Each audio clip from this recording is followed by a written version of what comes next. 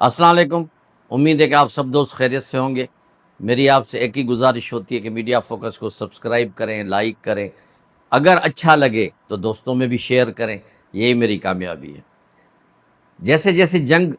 ایران کے ساتھ امریکہ اور اسرائیل کی بڑھتی جا رہی ہے، تو ایسے ویسے ہی ملک کی تو اپنی جگہ پہ، لیکن انٹرنیشنلی جو معیشت ہے وہ بہت ہی ہل کے رہ گئی ہے، بہت ہی ممالک پریشان ہیں، اور تیل کی قیمتیں تقریباً عالمی منڈی میں بڑھتی ہی جا رہی ہے۔ پوری دنیا اس کو لپیٹے میں آ گئی ہے، پاکستان میں بھی اس کے اثرات پڑ رہے ہیں۔ اور یہ الگ بات ہے کہ گزشتہ 2 ہفتوں سے پرائم منسٹر شہباز شریف نے تیل کی قیمتوں کو، پیٹرول اور ڈیزل کی قیمتوں کو روکے رکھا ہے، بقول ان کے کہ وہ کئی پروپوزلس آ رہے ہیں کہ ان کو بڑھانے کے لیے، پیٹرول کو 500 سے زیادہ تک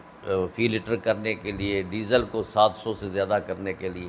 لیکن یہ وفاقی حکومت آپ خود برداشت کر رہی ہے بوجھ، عوام تک ابھی نہیں لے کے آ رہی ہے، لیکن یہ آخر کب تک ہوگا؟ یہ جنگ کے لیے پاکستان نے بھی اپنی سفارتی کوششیں شروع کی ہوئی ہیں ترکیہ کے ساتھ مل کے، لیکن اس میں مصر بھی شامل ہے۔ لیکن انڈیا کی جو لینگویج ہے، اس کے فارن منسٹر نے کل جو بیان دیا ہے جے شنکر نے، وہ سفارتی آداب کے بالکل خلاف ہے۔ وہ ایک لحاظ سے، میں معذرت کے ساتھ لفظ استعمال کر رہا ہوں، کہ وہ بازاری لینگویج استعمال کی، یعنی پاکستان کے قوم کو اس نے دلالی کرنے کا الزام لگایا ہے۔ اور دلالی کیسے کی جاتی ہے یہ مجھے یہاں ایکسپلین کرنے کی ضرورت نہیں ہے۔ اس کو پوری دنیا میں جو ہے بہت ہی کنڈیم کیا جا رہا ہے۔ ایون خود جو غیر جانبدار صحافی ہیں انڈیا میں، انہوں نے بھی اس کو مذمت کی ہے، اس لینگویج کو، کیونکہ وہ دیکھ رہا ہے کہ پاکستان کی جو پوزیشن ہے، خاص کر کے جو سفارتی ڈپلومیسی جو وہ کر رہا ہے پوری دنیا میں، خاص کر کے ایران اور امریکہ کے درمیان، تو پوری دنیا میں اس کا نام بڑھ رہا ہے، ان پاکستان کے وقار میں اضافہ ہو رہا ہے۔ یہ بات انڈیا کو ہضم بھی نہیں ہو رہی۔ انڈیا نے اس پہ کئی باتیں کی، ڈسکشنز کیے، اور آخر کار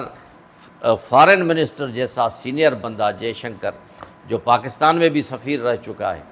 اس نے ایسی گھٹیا لینگویج استعمال کی جو ایک ظاہر کرتی ہے کہ ان کے دل میں کتنا بغض ہے۔ وہ نہیں چاہتے کہ پاکستان اس قسم کی کامیابیاں سفارتی لحاظ سے نیشنل اور انٹرنیشنلی حاصل کرے، پاکستان کے وقار میں اضافہ ہو، کیونکہ پاکستان نے جس طرح انڈیا کو شکست دی، اس کے 7 سے 8 طیارے مار گرائے، پوری دنیا میں پاکستان کی جے جے کار ہوئی۔ اس کے بعد پھر یہ جنگ ہوئی اور واقعات ہوئے، تو پاکستان نے جو اپنا کردار ادا کر رہا ہے، اس نے انڈیا کو بالکل ڈی گریڈ کر دیا ہے، اس کو بالکل ختم کر دیا ہے، سفارتی لحاظ سے بالکل وہ کونے میں لگ گیا ہے۔ دوسری اہم بات جو یہ ہے پاکستان کی، کہ جب سے انہوں نے ایکٹیو رول پلے کیا ہے، روزانہ 15-20 فون پاکستان دنیا کے لیڈرز سے کر رہا ہے، کبھی پرائم منسٹر شہباز شریف کر رہا ہے، اسحاق ڈار کر رہا ہے، کوئی اور منسٹرز کر رہے ہیں، اس سے ظاہر ہوتا ہے کہ پاکستان کی بات سنی جا رہی ہے، امریکہ بھی سن رہا ہے اور ایران بھی سن رہا ہے۔ یعنی یہ ایک قسم کی اچھی بات ہے کہ پاکستان کے وقار میں اضافہ بھی ہو رہا ہے، اور دونوں دشمن جو ہیں ایک دوسرے کے، وہ پاکستان کی بات کو اہمیت بھی دے رہے ہیں۔ اس کے ساتھ ساتھ اسرائیل بھی نہیں چاہتا کہ کوئی اس قسم کی ڈپلومیسی ہو یا پاکستان کا نام روشن ہو، تو وہ امریکہ کو بلیک میل بھی کر رہا ہے، اور اس کے ساتھ ساتھ امریکہ کو مجبور کر رہا ہے کہ وہ دونوں مل کے ایران پہ حملہ کر رہے ہیں، اور کئی سویلین آبادیاں تباہ ہو گئی ہیں، تہران میں، اصفہان میں، تبریز میں، قم میں۔ تو اس کے بعد پھر ریٹیلیٹ کے طور پہ پھر ایران جہاں جہاں خلیجی ممالک میں امریکی اڈے ہیں یا جہاں امریکی فوجی ہیں، ان پہ حملے کر رہا ہے، اور اس کے ساتھ ساتھ اس نے اسرائیل کو بھی تباہ اور برباد کرنے کی کوشش کر رہا ہے، اور کبھی بھی اسرائیل کی اتنی تباہی نہیں ہوئی۔ یہی وجہ ہے کہ موساد کا جو چیف ہے اسرائیل میں، وہ اس کے اور نتن یاہو کے اختلافات پیدا ہو گئے ہیں، یعنی دونوں ایک دوسرے پہ الزامات لگا رہے ہیں کہ تمہاری وجہ سے جنگ اتنی بڑھ گئی، وہ اس کو الزام دے رہا ہے، وہ اس کو الزام دے رہا ہے، اور عوام وہاں کے میئر جو کچھ شہروں رو رہے ہیں کہ اتنی جنگ، اتنی تباہی ہم نے پہلے کہیں نہیں دیکھی، اور کئی لوگ وہاں پڑھے لکھے ڈاکٹر، انجینئر، سائنٹسٹ، وہ اسرائیل سے بھاگ رہے ہیں، کوئی یورپ جا رہا ہے، کوئی افریقہ جا رہا ہے، کوئی کئی اور ملکوں میں جا رہے ہیں۔ تو اسرائیل کے لیے بھی بڑی سوچنے کی بات ہو گئی ہے کہ یہ ہمارے ساتھ کیا ہو رہا ہے۔ ادھر سے ایران اس پہ حملے کر رہا ہے، ادھر سے حزب اللہ بھی اپنے جوابات دے رہا ہے، کیونکہ وہاں اسرائیل نے دونوں محاذ کھولے ہوئے ہیں، ادھر ایران کے ساتھ، ادھر حزب اللہ کو تباہ کرنے کی کوشش کر رہا ہے۔ تو جنوبی لبنان کو وہ اپنا حصہ بنانا چاہ رہا ہے، بفر زون بنانا چاہ رہا ہے وہاں پہ، لیکن اسرائیل کو تباہی میں لبنان کے حزب اللہ کا بھی بڑا ہاتھ ہے۔ تو جنگ بھی جاری ہے اور اس کے ساتھ ساتھ مذاکرات کی باتیں بھی ہو رہی ہیں، لیکن سب سے بڑا جو ایک یورپین کنٹریز کو بھی میں کہوں گا، G7 کے ملکوں کی بھی بات ہوئی، آبنائے ہرمز نے ان کو تباہ کر دیا ہے، کیونکہ وہاں سے کوئی بھی جہاز ایران کی پرمیشن کے بغیر گزر نہیں سکتا۔ کل بھی ایران نے 4 جہازوں کو واپس کر دیا۔ یہ الگ بات ہے کہ جس میں پاکستان کا جھنڈا لگا ہوتا ہے، ان جہازوں کو 2-3 جہازوں کو انہوں نے پاکستان آنے کی اجازت دی ہے، کیونکہ وہ سمجھتے ہیں ایران کہ پاکستان جب ایک مثبت کام کر رہا ہے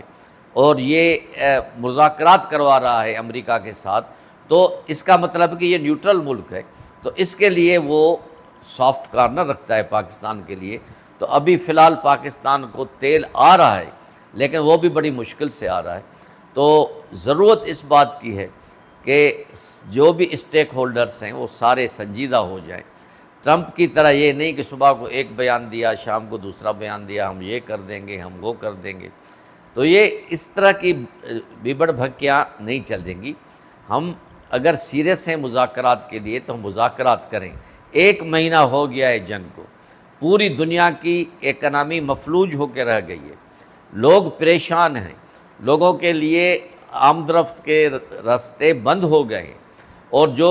چھٹیاں منانے یا اپنے کام کاج کے لیے گلف اسٹیٹس جاتے تھے،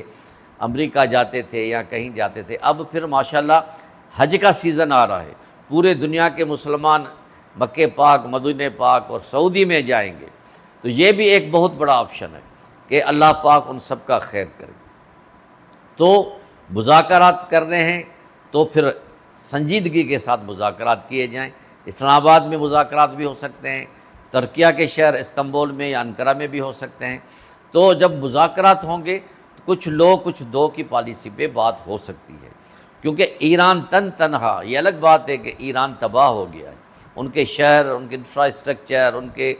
کئی ایسے سورس آف انکم تباہ ہو گئے، لیکن اس کے باوجود بھی وہ تنہا امریکہ، اسرائیل اور ان کے الائز سے مقابلہ کر رہا ہے۔ یہ کب تک چلے گا؟ اور ایک نیا سروے جو آیا ہے امریکہ سے کہ امریکہ میں 71% لوگ ٹرمپ کی پالیسیوں سے اختلاف کر رہے ہیں، 59% لوگ جنگ سے نفرت کر رہے ہیں، صرف 31% لوگ جو ہے جنگ امریکہ کے پریزیڈنٹ کی حمایت کر رہے ہیں۔ ابھی مڈ ٹرم الیکشن بھی امریکہ کے ہونے والے ہیں، اس پہ پتہ چلے گا۔ اور امریکہ کو جو ٹرمپ کی کے حالت میں جو پریزیڈنٹ ملا ہے، اس نے امریکہ کی اکنامی کے لیے بھی بڑا پرابلم پیدا کر دیا ہے۔ تو ضرورت اس بات کی ہے کہ سیریسی نمونے سے مذاکرات کی جائیں۔ جنگ نے 1 مہینہ طول پکڑ لیا، 1 مہینے میں کوئی کسی کو ہرا نہیں سکا، نقصانات تو سب نے محسوس کیے ہیں، لیکن آخر کار مذاکرات ہی جنگ کا حل ہوتا ہے، کسی بھی مسئلے کو سلجھانے کا حل ہوتا ہے۔